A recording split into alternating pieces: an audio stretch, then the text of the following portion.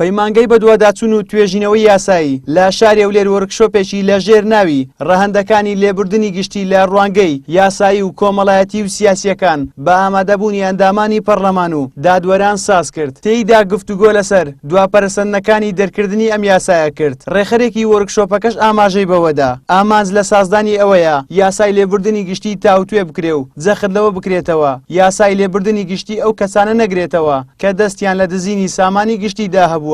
دەمانەوێت کۆی ئەو بابەتانی کە هەیە سڕیکەینەوە تاوەکو ئەوانەی کەەوە مڵکی گشتیان بە هەدەرداوە یاخود بەکارهێناوە یاخود بردوتیان ئەم یاسایە نانگرێتەوە دەسەڵاتی قەزایی لە ژێر ڕەحمی هیچ دەسەڵاتەکانی تر نەبیوە لە تەشریع بە هەمان شێوە دەسەڵاتی جێبەجێکردن زاڵ نەبی بەسەر دەسەڵاتی یاسادانان بتوانن یاسایەکی جوان جێبەجێکرێ و ئەوانەی کە گەندەڵکاران و ئەوانەی کە مڵکی گشتیان بە هەدەرداوە ئەم یاسایە نەیانگرێتەوە. ئاماز بۆ ئەوەی ڕۆژنووسێک دروست بکەین ئەو ڕۆژنووسە بۆ ئەوەی لە پەرلەمانی هیچی لەسەر بکەن و بیدەنە دەنگدان بۆ ئەوەی یاسایەکی بخود دەربچێتن هەم لە ڕووی داڕشتنەوە وەروە هەم لە ڕووی جێبەجێکردنەوە یاسایەک بی لەگە بارودۆخی ئێستای هەرێمی کوردستان بگونجێ هەم لە ڕووی سیاسی و هەم لە ڕووی داراییەوە بۆی بتوانێت و هەروەها بە حەدی بە شێوەی وا بێتن کە خەڵکەکی زۆر مەسەن ئیستیفادە لێ بکاتن